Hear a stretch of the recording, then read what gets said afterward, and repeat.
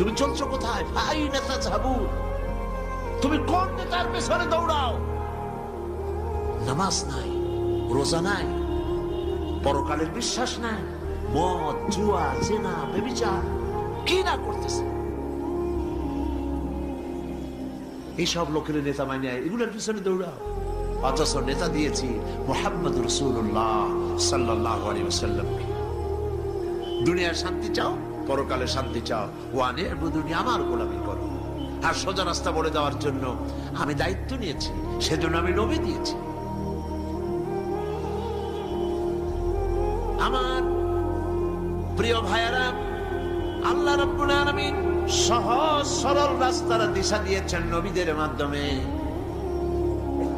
আর সেই নবীদের মিশনের সর্বশেষ নবী হলেন মুহাম্মদুর রাসূলুল্লাহ সাল্লাল্লাহু আলাইহি ওয়াসাল্লাম।